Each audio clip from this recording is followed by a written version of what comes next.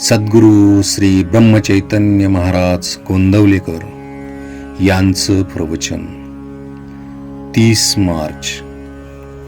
ज्या घरात शांती त्या घरात भगवंताची वस्ती.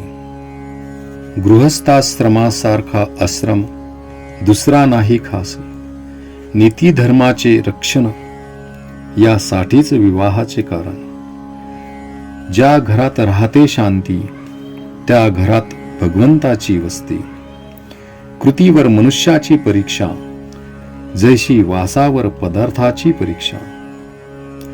कोणाचा न करावा घात ऐसे वागावे जगात.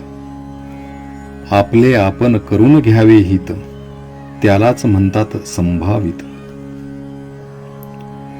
न कधी व्हावे आपण निराश व्यवहार हात देईल खास. व्यवहारातील करावा प्रयत्न प्रपंचात न पडू द्यावे न्यून. रोगाची भीती न ठेवावी चित्ती. रोगाला उपचार करावे जरी बहुत तरी कष्टी न होऊ द्यावे चित्त. आप्त इष्ट सखे सज्जन यांचे राखावे समाधान. परी न व्हावे त्यांचे अधीन. सर्वांशी राहावे प्रेमाने चित्त दुश्चित न व्हावे कशाने. आपलेपणा ठेवला जेथे प्रेम लागत असे तेथे.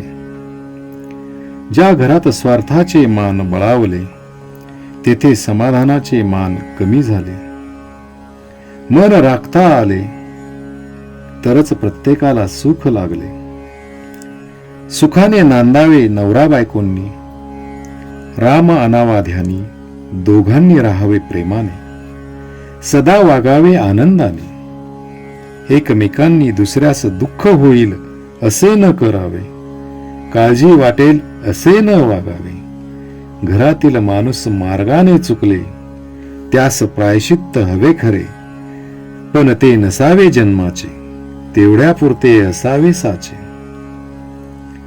एखाद्याचे हातून करू नये असे कर्म झाले तरी त्याला सुधारण्याच्या मार्गाने सर्वांनी वागावे.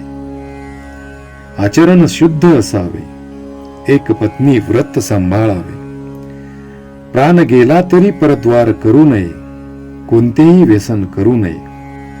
नीच संगत धरू नये. भलते काम करू नये. गृह छिद्र कोणा सांगू नये. आपला बोज आपण घालवू नये. विश्वासघात कोणाचा करू नये. परदुःखे हसू नये. देह दुःखे त्रासू नये. केला उपकार बोलू नये. मुलाबाळास सांभाळून राहावे. प्रपंचात कधी उदास न व्हावे. प्रेमाने वागावे सर्वांशी. सुख राहे निस्वार्थापाशी. आई वडिलांची आज्ञा पाळावी. चांगल्याची संगत धरावी. अभ्यासात लक्ष ठेवून राहावे. भगवंताचे नामस्मरण करावे. नामापरते न माना दुजे साधन. जैसे पती पुरतेस पती प्रमाण. नामापरते न मानावे सत्य. ज्याने राम होईल अंकित. हेच साधू संतांचे बोल. कोणीही न मानावे फोल. कोणतेही काम करीत असता राखावी मनाची शांती. श्रीराम जय राम जय जय राम.